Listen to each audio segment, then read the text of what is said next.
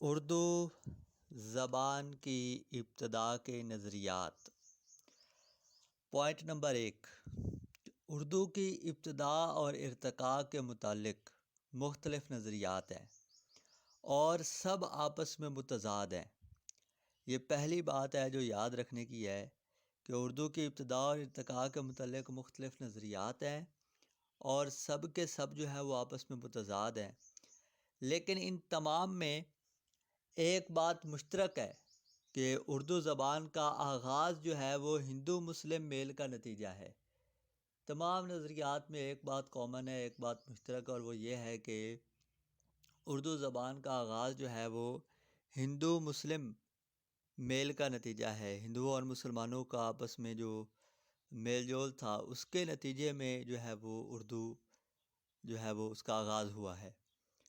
تو اس حوالے سے مشہور محقق اور ہند آریائی لسانیات کے ماہر ڈاکٹر سینتی کمار، ان کی کتاب ہے انڈو آرین اینڈ ہندی، انگریزی میں ہے، کلکتہ سے شائع ہوئی 1942 عیسوی میں، صفحہ نمبر 103 اور 104 پہ یہ درج ہے۔ وہ لکھا ہے کہ اگر مسلمان ہندوستان میں نہ آتے تو جدید ہند آریائی زبانوں کے ادبی آغاز و ارتقاء میں 2-1 صدی ضرور تاخیر ہو جاتی۔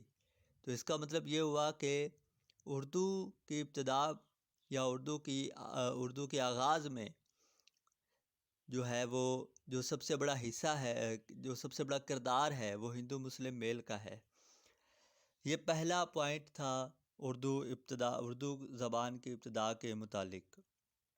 دوسرا پوائنٹ، اردو کی ابتدا کے متعلق جیسا کہ پہلے بتایا جا چکا ہے کہ مختلف نظریات ہیں، تو بہت سے لوگوں نے اس پر اپنے نظریات پیش کیے ہیں۔ میں نے ایک فہرست مرتب کی ہے جس کا ریفرنس ہے پروفیسر حمید اللہ ہاشمی کی کتاب تاریخ زبان و ادب، مکتبہ دانیال سے شائع ہوئی ہے۔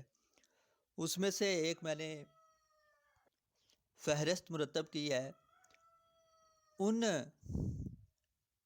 ناقدین کی یا ان لوگوں کی جنہوں نے اردو کے متعلق نظریات پیش کیے ہیں۔ تو 19 لوگوں نے اردو کی ابتدا کے متعلق، اردو زبان کی ابتدا کے متعلق 19 لوگوں نے اپنے نظریات پیش کیے ہیں، جن میں سب سے پہلے میر امن دہلوی ہیں۔ میر امن دہلوی نے اپنی کتاب باغ و بہار میں اردو کی ابتدا کے متعلق نظریہ پیش کیا اور اس کا سنِ اشاعت 1958 ہے۔ اس کے بعد دوسرے نمبر پہ جو شخصیت ہیں سر سید احمد خان، انہوں نے بھی اردو کی ابتدا کے متعلق نظریہ پیش کیا تھا اور کتاب کا نام ہے آثار الصنادید۔ تیسرے نمبر پہ ہیں مولانا محمد حسین آزاد، انہوں نے آب حیات میں علامہ نصیر الدین ہاشمی، انہوں نے دکن میں اردو کتاب لکھی جس کی پہلی اشاعت 1923 میں ہوئی اور دوسری جو ہے وہ 1926 میں ہوئی۔ اس کے بعد سید سلیمان ندوی، ان کا مقالہ ہے اردو کیوں کر پیدا ہوئی اور اس کا ماخذ جو ہے وہ نقوش سلیمانی ہے۔ اس کے بعد چھٹے نمبر پہ ہیں فارغ بخاری، جن کی کتاب ہے ادبیات سرحد اور اس کی تیسری جلد کی ابتدا میں انہوں نے نظریہ پیش کیا ہے۔ ساتویں نمبر پہ ہیں حافظ محمود شیرانی، ان کی کتاب ہے پنجاب میں اردو، جو 1928 میں شائع ہوئی۔ پنجاب میں اردو بعد میں شائع ہوئی تھی، دکن میں اردو پہلے شائع ہوئی تھی۔ 8ویں نمبر پہ ہیں مسعود حسین خان، ان کی کتاب ہے مقدمہ تاریخ زبان اردو، یہ پی ایچ ڈی مقالہ علی گڑھ یونیورسٹی کی طرف سے انہوں نے جو ہے وہ یہ مقالہ پیش کیا تھا۔ 9ویں نمبر پر ہیں ڈاکٹر شوکت سبزواری، ان کی کتابیں ہیں اردو زبان کا ارتقاء، اردو لسانیات اور داستان زبان اردو، 3 کتابیں ان کی۔ 10ویں نمبر پہ جو شخصیت ہے وہ ہے رام بابو سکسینہ، ان کی کتاب ہے تاریخ ادب اردو۔ اور اس کے بعد 11ویں نمبر پر جو ہے وہ ڈاکٹر سہیل بخاری صاحب ہیں، انہوں نے بھی نظریہ پیش کیا۔ ان کا جو ہے وہ مقالہ شائع ہوا تھا کہ قدیم دکنی اور اردو زبان کا تقابلی جائزہ، اور یہ شائع ہوا تھا اردو نامہ کراچی، شمارہ نمبر 18، 1964 میں، اکتوبر تا دسمبر کا یہ شمارہ تھا، شمارہ نمبر 18، شمارے کا نام یا رسالے کا نام اردو نامہ ہے، کراچی سے شائع ہوا اور یہ 1964 میں شائع ہوا۔ دوسرا ان کا مقالہ شائع ہوا تھا اردو کا قدیم ترین ادب، یہ مقالہ رسالہ نقوش میں شائع ہوا اور شمارہ نمبر 102 ہے، اور مئی 1965 میں شائع ہوا۔ اور ایک اور شمارہ ان کا شائع ہوا تھا، ایک اور مضمون ان کا شائع ہوا تھا اسی رسالہ نقوش کے شمارہ نمبر 106 میں 1966 میں، جنوری تا دسمبر۔ اس کے بعد ان کا نظریہ جو ہے وہ اردو کی کہانی کتاب 1975 میں شائع ہوئی۔ اس کتاب میں بھی ان کا نظریہ جو ہے اس کے کچھ حصے موجود ہے۔ اردو کا روپ جو 1971 میں شائع ہوئی، اس میں بھی کچھ نہ کچھ موجود ہے، اور اردو ادب پر ہندی ادب کا اثر۔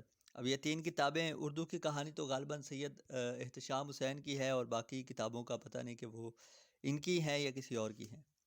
12ویں نمبر پر جو شخصیت ہیں جنہوں نے اردو کی ابتدا کے متعلق نظریہ پیش کیا، ان میں ہیں عین الحق فرید کوٹی۔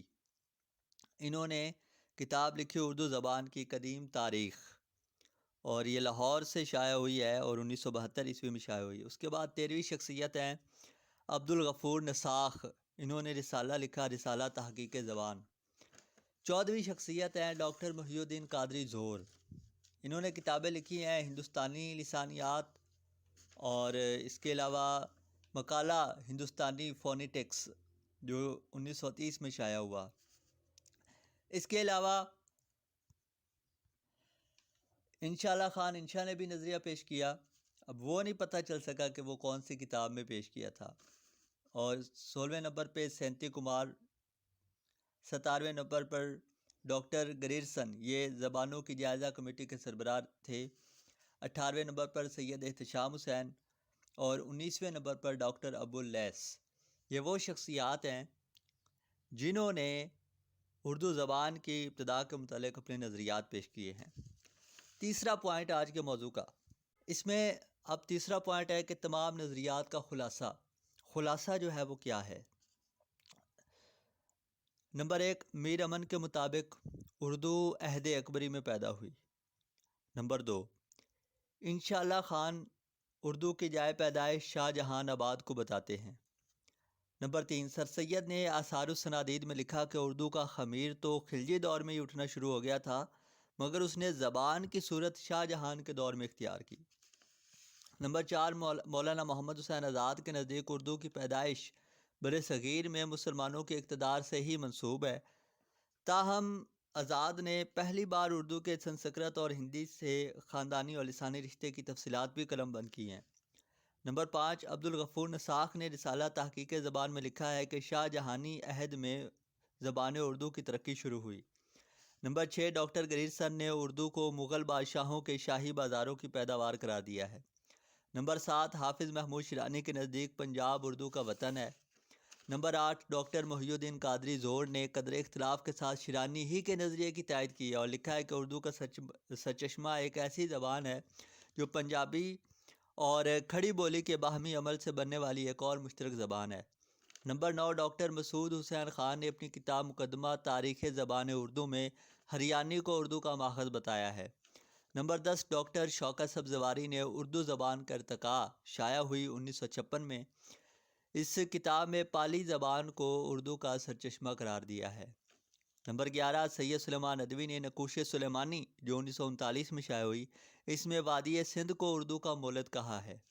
نمبر 12، ڈاکٹر سینتی کمار نے دہلی کے گرد و پیش میں بولی جانے والی کھڑی زبان کو اردو کا ماخذ قرار دیا ہے۔ نمبر 13، سید احتشام نے اپنی مجموعی بحث کے نتیجے میں کھڑی بولی کو اردو کا ماخذ قرار دیا ہے۔ 14ویں نمبر پر ہے ڈاکٹر ابو اللیث، ان کے ہاں کسی مربوط نقطہ نظر کا فقدان ہے۔